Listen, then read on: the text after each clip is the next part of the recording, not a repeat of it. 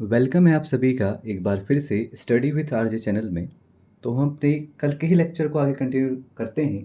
और कल हमने हमारे इस प्रीवियस ईयर एग्ज़ाम के क्वेश्चंस की सीरीज में कुछ क्वेश्चंस डिस्कस किए थे। और लास्ट जिस क्वेश्चन पर हम पहुंचे थे वो आपका मुग़ल शासक जिन्होंने अपनी आत्मकथा लिखी थी वे थे।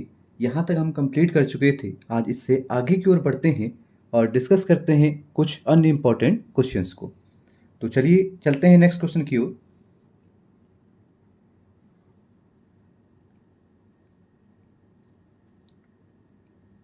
देखिए, नेक्स्ट क्वेश्चन आपसे पूछा जा रहा है कि औरंगजेब ने ताजमहल से मिलता जुलता स्मारक जहां निर्मित कराया वह स्थान है। आप जानते हैं कि औरंगजेब के द्वारा ताजमहल से मिलती जुलती एक कलाकृति का निर्माण कराया जाता है जिसे आप लोग जानते हैं बीबी के मकबरे के नाम से।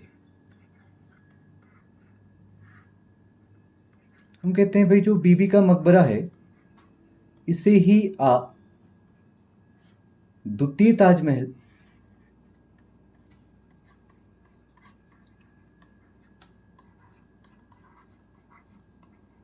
या इसे ही आप फूहड़ ताजमहल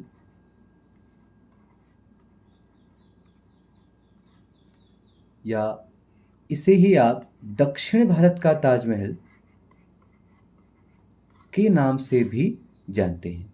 अब जो ये बीबी का मकबरा है इसका निर्माण औरंगजेब करा रहा है आपके 1678 में। और ये जो स्थापित है वह है आपके दक्षिण भारत राज्य औरंगाबाद क्षेत्र में। तो इस चीज़ को भी आप लोग यहाँ पर ध्यान दीजिएगा। अगर आपसे इससे अगर मिलते जुलते कुछ क्वेश्चन पूछे जाएंगे तो आपसे यहीं पर पूछे जाते हैं जो मैंने यहाँ पे डिस्कस किए हुए हैं। एक अगर और हम देखना चाहें तो हम कह सकते हैं कि ताजमहल का हम कहते हैं पश्चिगामी के रूप में भी इसे ही जाना जाता है। अगर हम बात करें पश्चिगामी, ऐसा कुछ आपको यहाँ पर देखने को मिल जाएगा। अब अगर पश्चिगामी की बात कही जा रही है तो आपके मन में ख्याल आ रहा हो कि भाई कुछ ताजमहल का अग्रगामी भी होगा। तो याद रखिएगा जो ताजमहल का अग्रगामी अगर पूछा जाए तो अग्रगामी जब भी पूछा जाएगा वह है आपका हुमायूं का मकबरा। और ये हुमायूं का मकबरा जो स्थित है वह है आपका दिल्ली में। चलिए चलते हैं नेक्स्ट क्वेश्चन की ओर।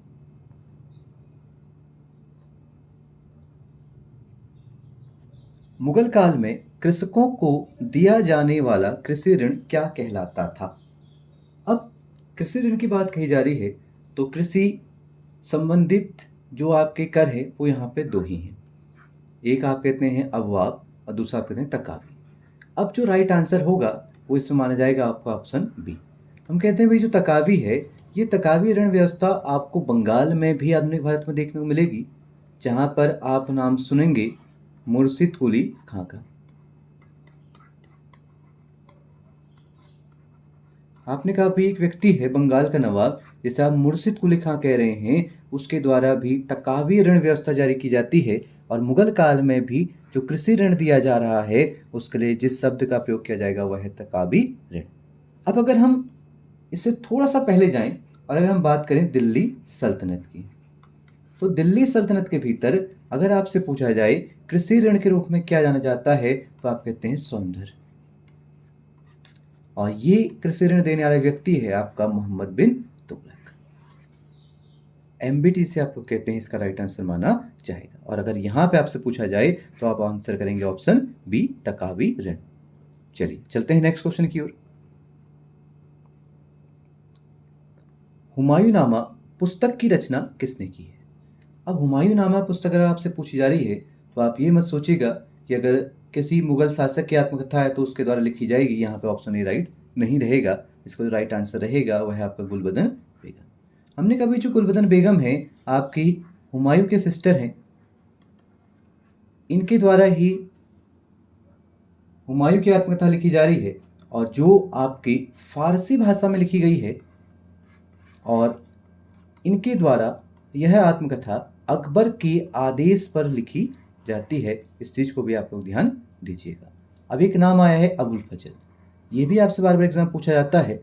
आप कहते हैं अकबर की आत्मकथा, जिसे आप अकबरनामा के नाम से जान रहे हैं, उसके रचनाकार हैं आपके अबुल फजल। ये 3 भागों में बटी हुई है, जिसमें से आप कहते हैं तीसरा भाग अत्यधिक फेमस है, जिसे आप आईने अकबरी के नाम से भी जानते हैं। इस चीज को भी आप लोग थोड़ा सा यहाँ पे ध्यान दीजिएगा। अब चलते हैं नेक्स्ट क्वेश्चन की ओर। देखिए, बुलंद दरवाजा का निर्माण किसने कराया? आप जानते हैं कि जो बुलंद दरवाजे का निर्माण करता है वह है आपका अकबर, और हम जानते हैं कि अकबर के द्वारा इसका निर्माण 1672-73 में गुजरात विजय के पश्चात या गुजरात विजय के उपलक्ष्य में कराया जाता है। लेकिन इसका एक और फैक्ट आपको देखने मिलता है कि जब अकबर 1601 में अपने दक्षिण भारतीय राज्य असीरगढ़ क्षेत्र की विजय करता है, तो वहां पर भी आपको देखने मिलेगा कि इसके पश्चात पुनः इसका जीर्णोद्धार भी कराया जाएगा। ऐसा कुछ आपको देखने को मिलेगा। तो हम इसीलिए हम कहते हैं कि जो आप ये बुलंद दरवाजा देख रहे हैं, ये बुलंद दरवाजा आपके दक्षिण तथा उत्तर दोनों विजयों के प्रतीक चिन्ह के रूप में जाना जाता है अकबर की। ठीक, तो इसको आप लोग यहाँ पे याद रखिएगा। दूसरा, ये बुलंद दरवाजा है कहाँ, अगर आपसे पूछा जाए तो याद रखना ये आगरा के फतेहपुर सीकरी नामक शहर में आपको देखने को मिलेगा। हम जानते हैं कि जो फतेहपुर सीकरी है, इसकी स्थापना भी अकबर के द्वारा की जाती है गुजरात अभियान के पश्चात। अब चलते हैं नेक्स्ट क्वेश्चन की ओर।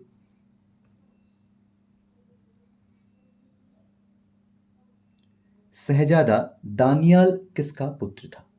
हम जानते हैं कि इसी दानियाल के नाम पर ही आपको दक्षिण भारतीय मुगल प्रांत का नाम दान देश भी देखने को मिलता है। तो ये वही व्यक्ति है जिसके नाम पर दक्षिण भारतीय राज्य यानी दक्षिण मुगल प्रांतों का नाम दान देश रखा जाता है। तो याद रखिएगा, हम जानते हैं कि अकबर के द्वारा दक्षिण भारत विजय की जाती है, और अकबर का ही आपका पुत्र है दानियाल, और इस दानियाल के नाम पर ही अकबर अपने दक्षिण भारत के 3 राज्य यानी संयुक्त जो आपका दक्षिण भारतीय क्षेत्र है उसका नाम आपका क्या रखता है? दानदेश रखता है। इस चीज को याद रखिएगा। लेकिन हम जानते हैं कि अकबर के पश्चात आपका जो उत्तराधिकारी बनता है वो आपका जहांगीर बनता है, यानी भी आपके अकबर का अन्य पुत्र जिसे आप जहांगीर के नाम से जानते हैं। हम जानते हैं जहांगीर आपके अकबर के 5 पुत्र थे, जिसमें आप नाम सुनते हैं हुसैन, हसन, जो बचपन में ही आपके मर जाते हैं, और इसके बाद आप लोग कुछ नाम और सुनते हैं, जिसमें आप एक नाम सुनते हैं मुराद, एक नाम सुनते हैं दानियाल, और एक सुनते हैं आप जहांगीर। तो ये आपको कुछ नाम देखने मिलते हैं। हम कहते हैं कि भाई जो मुराद और दानियाल हैं, इनकी मृत्यु भी अत्यधिक मदिरा सेवन के कारण हो जाती है। तो ऐसा कुछ फैक्ट आपको यहाँ पर देखने को मिल जाएगा। अब चलते हैं नेक्स्ट क्वेश्चन की ओर। अकबर की माता का नाम क्या था? हम जानते हैं कि भाई जो अकबर की माता हैं वह है आपके हमीदा बानो बेगम। अगर अकबर के पिता की बात कही जाए तो हम जानते हैं हुमायूं हैं, और हुमायूं ने अपने निष्कासन समय में अपने भाई हिंदाल के आध्यात्मिक गुरु मीर अली अकबर जामी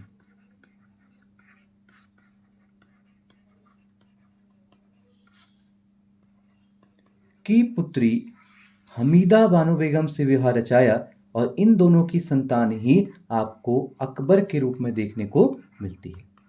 हम कहते हैं कि अक्टूबर 1542 में आपको वीरसाल के महल अमरकोट में अकबर का जन्म होते देखने को मिल जाएगा। तो चलते हैं नेक्स्ट क्वेश्चन की ओर।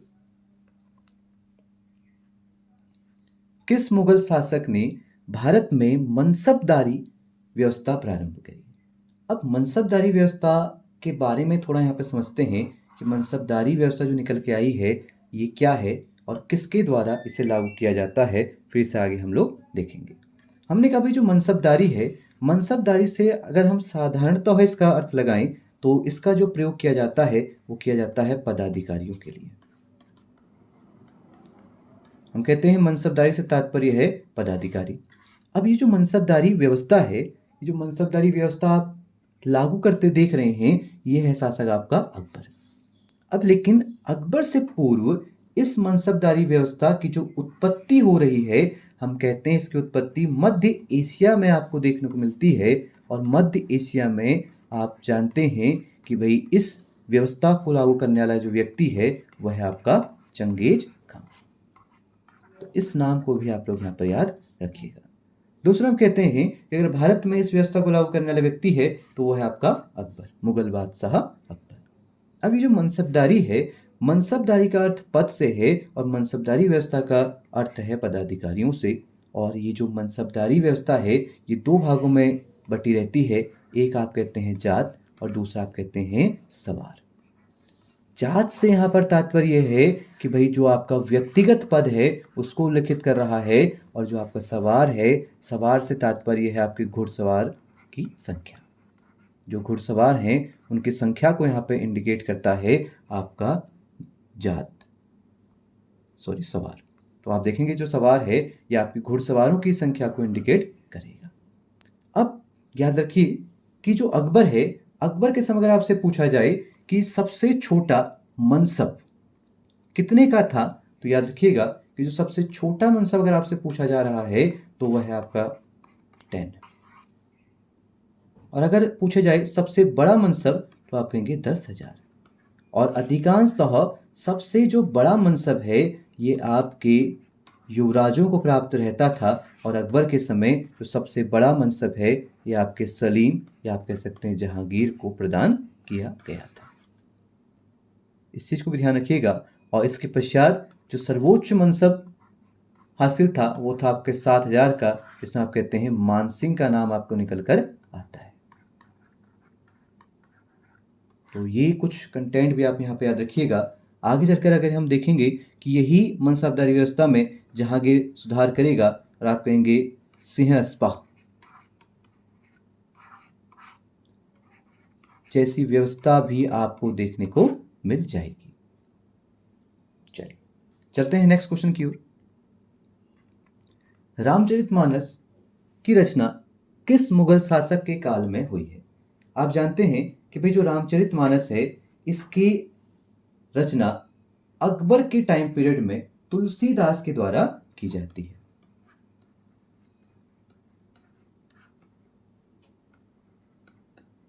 तो ये दोनों ही चीजें आप लोग यहां पर याद रखिएगा।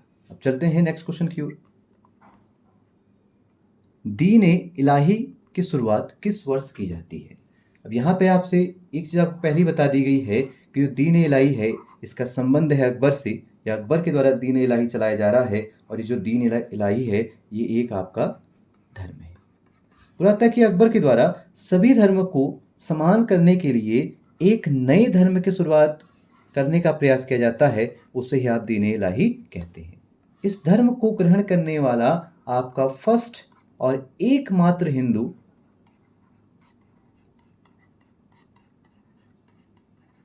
बीरबल आपको देखने को मिलेगा, जिसे आप महेश दास के नाम से भी जानते हैं। तो इस चीज को भी आप लोग यहाँ पे ध्यान रखिएगा। दूसरा अगर हम पूछें कि इस धर्म का जो पुरोहित है, पुरोहित के रूप में कौन जाना जाता है, तो एक नाम और यहाँ पे याद रखिएगा, जिसे आप कहते हैं अबुल फजल। इस दीन इलाही के पुरोहित के रूप में जाने जाते हैं। अगर आपसे पूछा जाए कि भाई इसकी शुरुआत कब हो रही है, तो आप कहेंगे आंसर 1582। अब यहीं पे एक और चीज ध्यान रखिएगा कि इसी प्रकार का एक दीन इलाही संवत भी अकबर चलाता है, और वो चला रहा है आपका 1583 में। अगर पूछे आपसे संवत के बारे में और दीन इलाही संवत पूछा जाएगा तो आंसर करेंगे 1583। तो चलिए चलते हैं नेक्स्ट क्वेश्चन की ओर। निम्नलिखित में से कौन संस्कृत का महान विद्वान था? आप जानते हैं कि संस्कृत के महान विद्वान के रूप में हम जानते हैं दारा सिकों को। अब दारा सिकों कौन है? दारा सिकों आपके शाहजहां का पुत्र है। हमने कहा भाई शाहजहां का पुत्र है दारा सिकों, जिसे लघु अकबर की संज्ञा भी दी जाती है इसके धार्मिक नीतियों के कारण। और ऐसा कहने वाला व्यक्ति है आपका लेनपुल। बोला भाई लघु अकबर कहा जा रहा है, धार्मिक नीति आपके सहिष्णुता के साथ चल रही है। दूसरा अगर हमसे कहा जाए कि भाई ये जो दारा सिको है इसके द्वारा अनेक संस्कृत ग्रंथों का अध्ययन किया जाता है और उनका फारसी भाषा में अनुवाद कर उनका जो संकलन किया जा रहा है वो आपका सिर ए अकबर नाम से किया जाता है। इस चीज को भी आप लोग ध्यान दीजिएगा। शाहजहां के द्वारा अपने इसी पुत्र को आप लोग देखेंगे कि उत्तराधिकार में अपना उत्तराधिकारी घोषित किया जाता है, लेकिन इसके स्थान पर जो उत्तराधिकार के संघर्ष में सफल होता है वह है आपका कौन? औरंगजेब।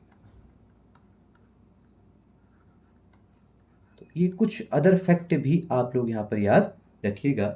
अब चलते हैं इससे आगे की ओर। देखिए आपसे पूछ रहा है कि फतेहपुर सीकरी में स्थित निम्नलिखित में से कौन सा भवन का निर्माण बादशाह अकबर ने नहीं करवाया है।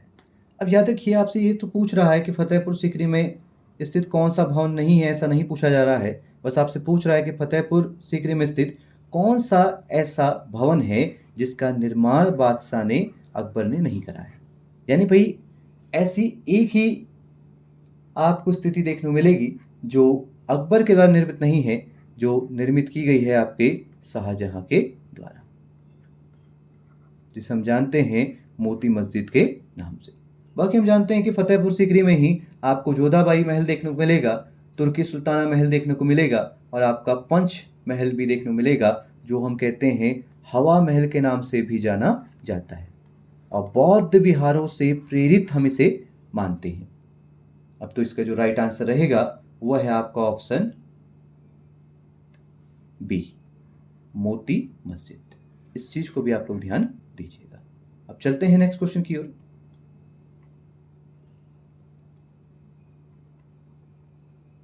देखिए आपसे पूछ रहा है कि अकबरनामा की रचना किसने की है। अभी हमने थोड़ी देर पहले डिस्कस किया था कि अकबरनामा की रचना अकबर ने ना कर आपके अबुल फजल ने की हुई है और अबुल फजल ने इसे हम कहते हैं कि भाई 3 खंडों में विभक्त है, जिसमें से तीसरा खंड आप लोग जानते हैं आईने अकबरी के नाम से जाना जाता है।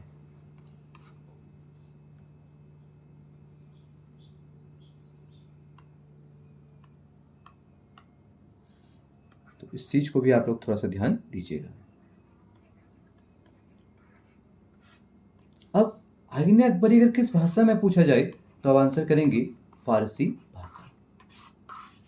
दूसरा हम जानते हैं कि बाबर के द्वारा अपनी आत्मकथा लिखी है जिसे आपने तुजुक ए बाबरी के नाम से जाना था, जो चगताई तुर्क भाषा में है।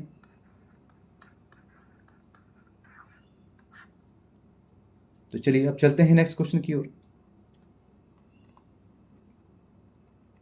निम्नलिखित में से किसे आगरा के निकट सिकंदरा में दफनाया गया है। अब इस चीज को ध्यान रखिएगा कि अगर हम इसका आंसर देखना चाहें तो इसका जो राइट आंसर रहेगा वह है आपका अकबर। अगर हम डायरेक्ट पहले आंसर की बात करें तो रहेगा आपका अकबर। हम जानते हैं कि जो अकबर है, अकबर को जो दफनाया गया है वह है आगरा के निकट सिकंदरा में। अब अगर हम यहाँ पर अदर कुछ फैक्ट देखना चाहें, हम जानते हैं कि भाई जो बाबर है इसे प्रारंभ में आपके आगरा में दफन किया जाता है, लेकिन कालांतर में यानी हम कह सकते हैं आपके शेर शाह के समय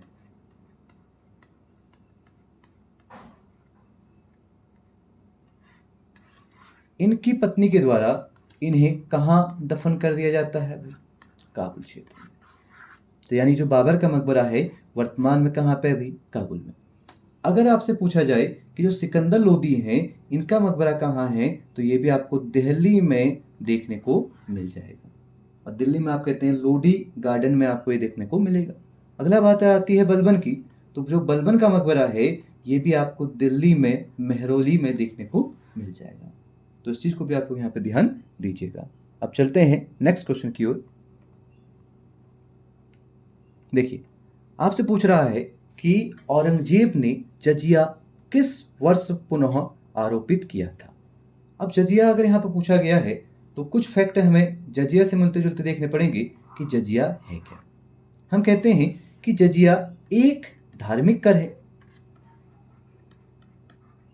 जो आपके गैर मुस्लिमों से लिया जाता है, और गैर मुस्लिमों को ही नाम दिया जाता है जिम्मी, या आप डायरेक्टली भी कह सकते हैं कि ये कर लिया जाता है किससे, जिम्मी से। अब ये जो जजिया है, जजिया का प्रारंभ हम कहते हैं कि आपकी मोहम्मद बिन कासिम के समय आपको देखने को मिलता है। आप कहते हैं सबसे पहले आपको मुल्तान क्षेत्र में, सिंध और मुल्तान क्षेत्र में जजिया कर देखने को मिलता है 712 ईस्वी में। उसके बाद हम जानते हैं कि भाई इस जजिया कर को ब्राह्मणों पर, या हम कहते हैं हिंदुओं पर लागू करने वाला जो व्यक्ति है,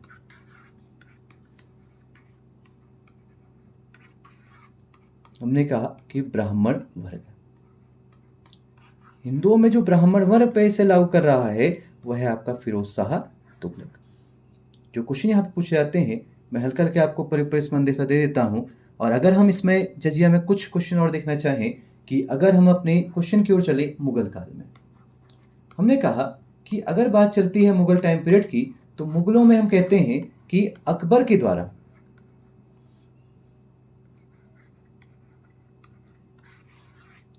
1564 में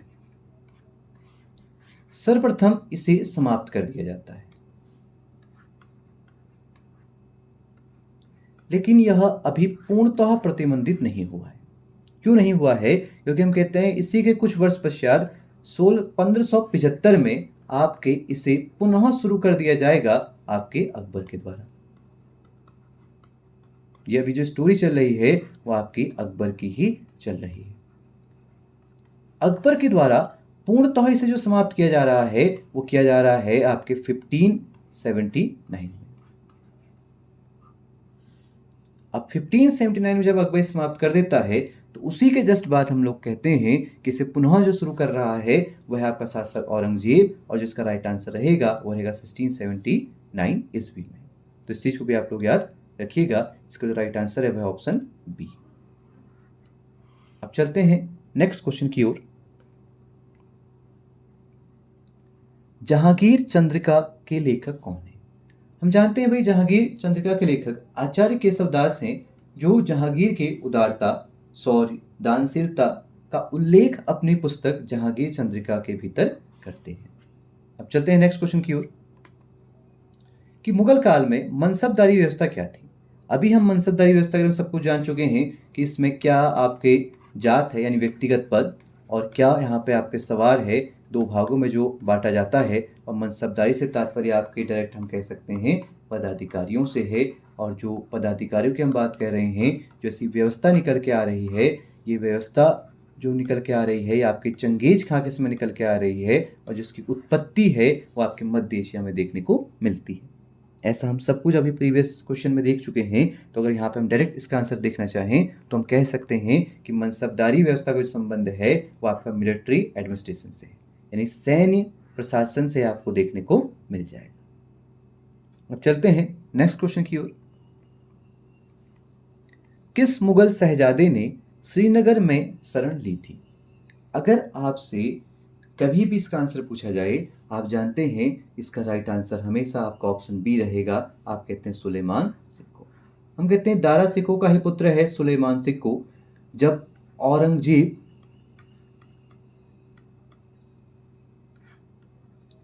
और दारा सिक्को के मध्य उत्तराधिकार का युद्ध होता है, तो उसमें बचते हुए कहा जाता है कि सुलेमान सिक्को उत्तराखंड में शरण लेता है। और उत्तराखंड में शरण लेता है कहाँ पर भाई? आपके श्रीनगर क्षेत्र में, यानी हम कहते हैं श्रीनगर क्षेत्र में भी शासन चल रहा है पवार वंश का।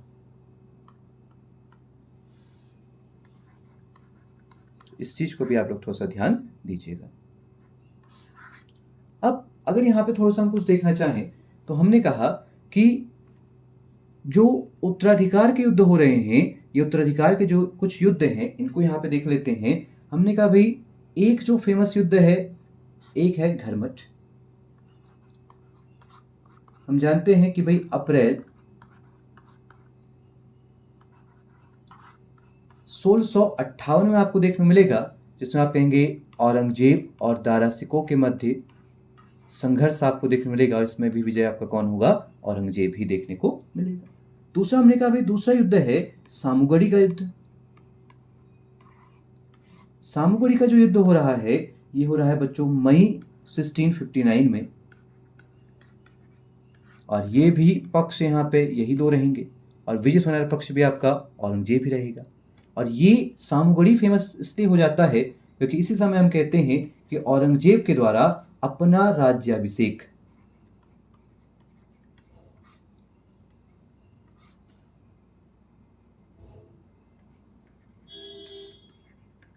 भी करवा दिया जाता है। हम जानते हैं कि मुगलों में 2 बार राज्याभिषेक कराने वाला व्यक्ति भी आपका औरंगजेब है। एक आप कहते हैं सामूगढ़ी युद्ध के पश्चात मई 1659 में, और दूसरा आप कहते हैं देवराई युद्ध के पश्चात। और देवराई जो डेट रहेगी वो रहेगी आपके मार्च 1659। एक मिनट इसको आप थोड़ा करेक्ट कर लीजिएगा, ये आपके 1658 में ही आपको देखने मिलेगा, मई 1658 के भीतर। तभी आप कहेंगे पहला राज्याभिषेक यहाँ पे हो रहा है, और जो सेकंड राज्याभिषेक है वो आपको यहाँ पर देखने को मिल जाएगा। अब चलते हैं नेक्स्ट क्वेश्चन की ओर। मुगल चित्रकला ने किसके शासनकाल में उन्नति की थी? हम जानते हैं कि भाई जो जहांगीर का काल है ये चित्रकला का स्वर्णकाल माना जाता है, और अगर हम शाहजहां की बात करें तो ये स्थापत्य कला का स्वर्णकाल माना जाता है। और अगर हम बात करें अकबर की तो संपूर्ण मुगल शासन का स्वर्णकाल के रूप में अकबर के काल को जाना जाता है, और सर्वाधिक हिंदू मनसबदार,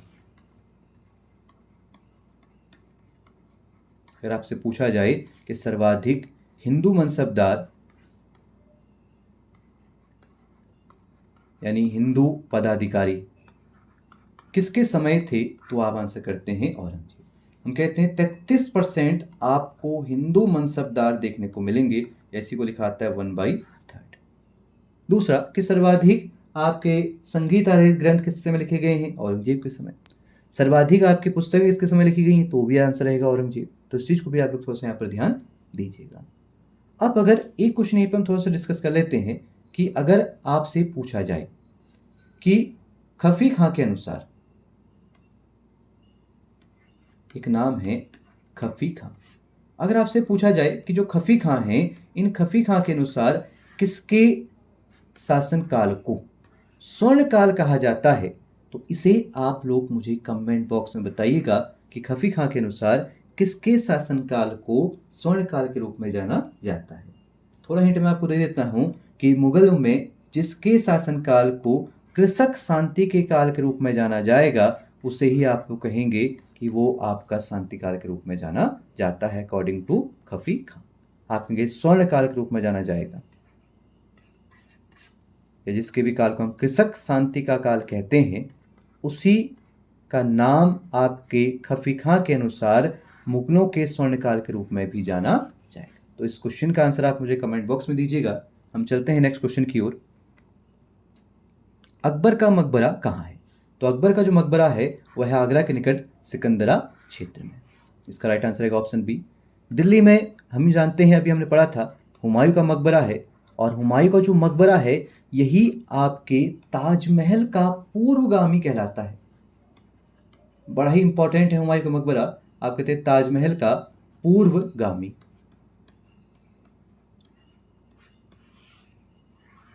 ठीक। दूसरी चीज पूछा जाता है कि भाई जो हुमायूं का मकबरा है इसका निर्माण किसने कराया? तो आप जानते हैं मीरख मिर्जा गयास। हम कहते हैं फारस या ईरान, या तो आपका ये ईरान या आपका ये फारस। फारस का एक वास्तुकार है आपका मीरख मिर्जा गयास, उसके द्वारा आपके दिल्ली में हुमायूं के मकबरे का निर्माण किया जाता है। और अगर पूछा जाए कि किसके आदेश पर इसका निर्माण कराया जा रहा है तो आप आंसर करेंगे आपके हाजी बेगम। अब हाजी बेगम कौन है? हाजी बेगम आपके हुमायूं की ही वाइफ हैं, और कहीं कहीं बुक्स में इनका ही नाम आपको हमीदा बानो बेगम भी देखने को मिलेगा।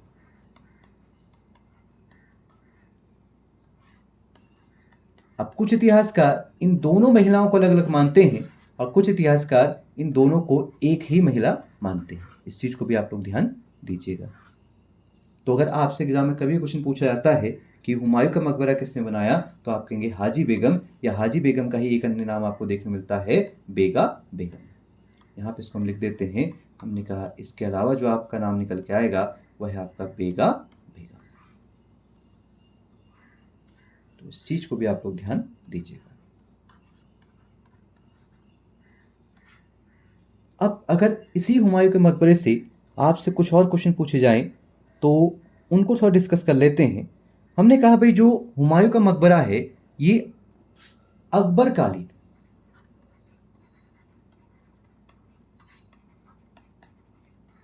प्रथम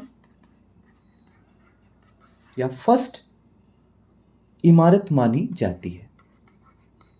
हम कहते हैं अकबर के काल की जो पहली इमारत है वो आपके हुमायूं का ही मकबरा है, बट इसमें अकबर का कोई भी हाथ नहीं है या अकबर का कोई भी इस इमारत से संबंध माना नहीं जाता है। दूसरा, इसी को हम कहते हैं कि भाई इस मकबरे का जो निर्माण है वो आपके चारबाग शैली में किया गया है।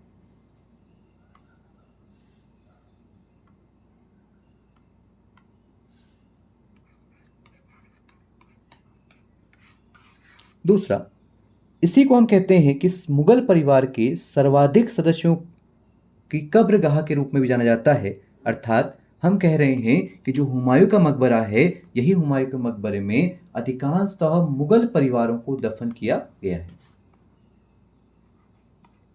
सर्वाधिक मुगल परिवारों को दफन भी इसी मकबरे में किया गया है। इस चीज को भी आप लोग थोड़ा सा ध्यान दीजिएगा। एक लास्ट डिस्कस करते हैं। आप कहते हैं एक व्यक्ति हैं कानूनगो। इन कानूनगो के अनुसार जो हुमायूं का मकबरा है ये आपके बाहर से तो मुस्लिम है लेकिन अंदर से इसे हिंदू माना गया है। यानी हम कह सकते हैं कि मुगल कालीन किस कलाकृति को कानूनगो के द्वारा यह कहा गया है कि जो बाहर से मुस्लिम तथा अंदर से हिंदू है, तो वो भी आपका हुमायूं का ही मकबरा देखने को मिलेगा। अब अगर हम इस क्वेश्चन में कुछ अन्य ऑप्शन देखें तो हम कहते हैं भाई आगरा के निकट सिकंदरा में आपको देखने को मिल ही गया है, और एक बच गया लाहौर। लाहौर में जो आपको मकबरा देखने को मिलेगा वह है आपके जहांगीर का।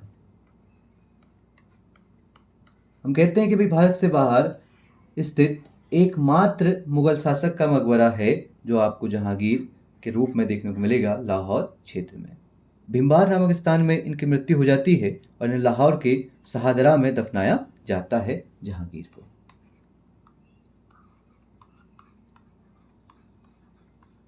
इस चीज को भी आप लोग थोड़ा सा यहाँ पर ध्यान दीजिएगा। अब चलते हैं नेक्स्ट क्वेश्चन की ओर। नूरजहां गुट का सदस्य कौन नहीं था? अब इस प्रकार क्वेश्चन बहुत बार एग्जाम में रिपीट हुआ है। आप जानते हैं भाई नूरजहां जो गुट निकल के आता है वो आपके जहांगीर के समय निकल के आता है।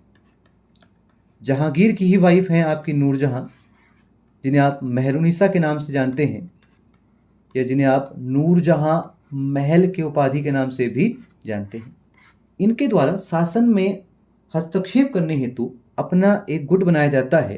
गुट यानी समूह बनाया जाता है जिसमें हम कहते हैं एतमादुल्लाह उनके पिता, आसफ खां उनके भाई तथा आपके जहांगीर का पुत्र खुर्रम। खुर्रम अर्थात आप कहते हैं शाहजहां।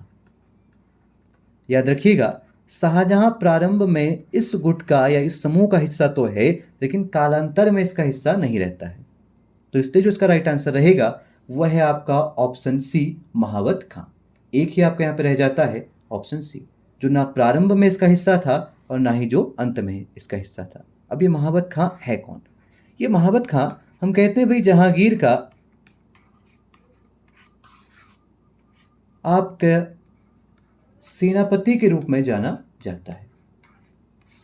जो एक योग्य सेनापति और एक योग्य पदाधिकारी के रूप में जाना जाता है वह है आपके महावत खां या महावत खान। अब चलते हैं नेक्स्ट क्वेश्चन की ओर। कौन सा स्मारक फतेहपुर सिकरी में नहीं है?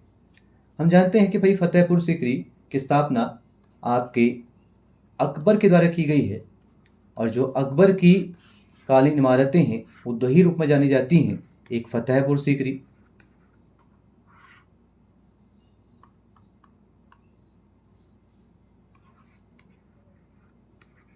और दूसरा आप लोग कहते हैं आगरा की इमारतें। अब हमसे पूछा जा रहा है कि भाई जो फतेहपुर सीकरी में स्थित नहीं है वो कौन सा है। हम जानते हैं कि भाई जो पंचमहल है ये और स्वर्ण महल दोनों ही फतेहपुर सीकरी में स्थित हैं, तथा जोधाबाई महल भी फतेहपुर सीकरी में स्थित है, और जो यहाँ पे स्थित नहीं है वह है आपका राइट आंसर अकबरी महल। हम कहते हैं भाई अकबरी महल और जो आपके जहांगीर महल है वो आगरा में स्थित आपको देखने को मिल जाएगा। अब चलते हैं नेक्स्ट क्वेश्चन की ओर।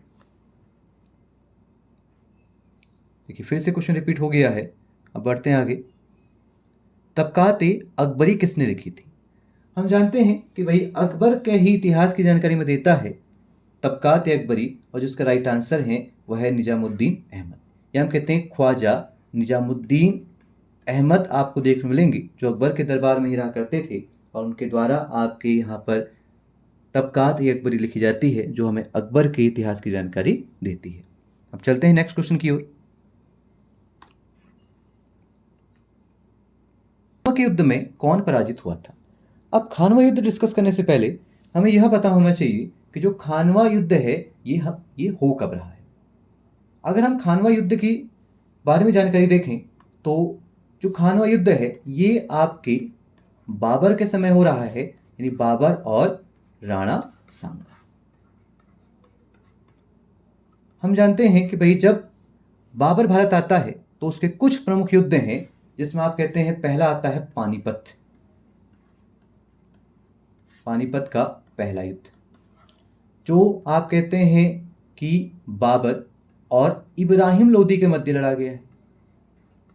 और इसकी अगर आप डेट देखना चाहें तो हम कहते हैं 1526 और 21 अप्रैल 1526 इसकी कंप्लीट डेट आपको देखने को मिलती है। इस चीज को भी आप लोग ध्यान दीजिएगा। और इस युद्ध में विजय आपके कौन होंगे भाई, बाबर होंगे। इसके जस्ट बाद दूसरा ही युद्ध आपका कौन सा है भाई, खानवा युद्ध है, जो हम कहते हैं भाई इसी को आप कनवा युद्ध के नाम से भी जानते हैं, जिस युद्ध में बाबर के द्वारा जेहाद की कस्में खिलाई जाती हैं, और साथ ही साथ इसमें जो आपका रेशियो रहता है, जो बाबर की सेना और राणा की सेना का रेशियो है 1:2 है।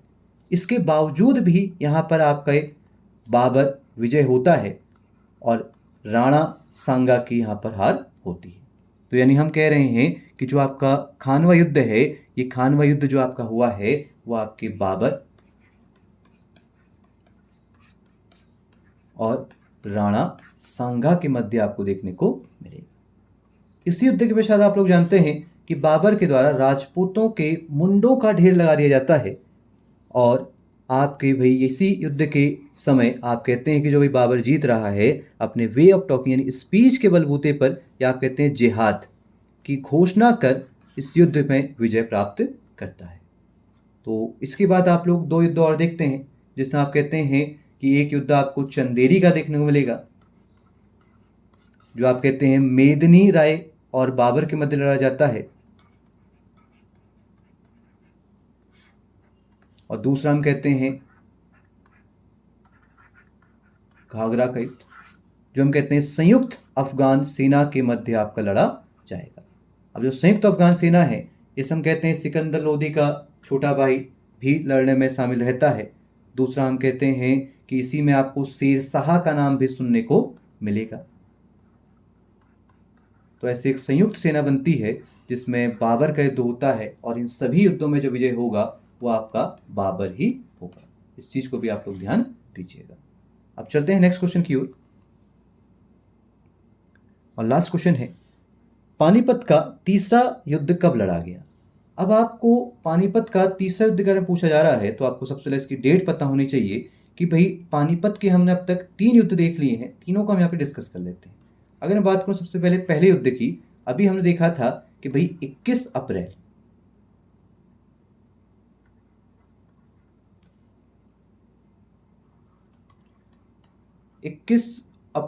1526 को आपको पानीपत का पहला युद्ध देखने को मिला। अगर दूसरे की हम बात करें, हमने कहा भाई 5 नवंबर 1556 में आपको दूसरा युद्ध देखने को मिला। अगर हम तीसरे की बात करें जो हमसे पूछा जा रहा है, हम कहते हैं 14 जनवरी 1761 में हमें तीसरा युद्ध यहां पर देखने को मिलता है। और अगर हम इसके देखना चाहें कि पक्ष कौन कौन से हैं, तो इन पक्षों को यहाँ पे थोड़ा सा हम डिस्कस कर लेते हैं। हमने कहा भाई जो पहला पक्ष है, इस पहले पक्ष में आपको नाम सुनने को मिलेगा, एक बाबर और दूसरा इब्राहिम लोदी। दूसरे में हमने कहा कि आपको देखने को मिलता है अकबर और हेमू, जो हम कहते हैं विक्रमादित्य की उपाधि धारण करने वाला 14वां और अंतिम शासक है। एक बनिए के रूप में आप लोग इसे जानते हैं, और मध्यकालीन इतिहास में आपके प्रथम ऐसा हिंदू है जो सर्वाधिक उच्च पद यानी प्रधानमंत्री तक जाता है, और दिल्ली की गद्दी बैठने वाला पहला हिंदू भी आप लोग इसे जानते हैं, हेमू को जानते हैं। तो हम कहते हैं दूसरा जो युद्ध है पानीपत का, वो अकबर और हेमू के मध्य लड़ा जा रहा है, जिसमें विजित कौन होगा भाई, आपका अकबर, और यहाँ वाले में कौन विजित होगा, आपका बाबर। अब हमसे पूछा रहा है तीसरा कि 14 जनवरी 1761 में जो युद्ध लड़ा गया है, ये किस किस के मध्य हुआ है। तो हम जानते हैं भाई जो युद्ध हो रहा है वो मराठा व अहमद शाह अब्दाली के मध्य हो रहा है। या इसी को हम कह सकते हैं कि अगर आपको थोड़ा सा इसे हम करेक्ट करें तो हम कह सकते हैं भाई मराठाओं की तरफ से लड़ रहे हैं भाई नाना साहब,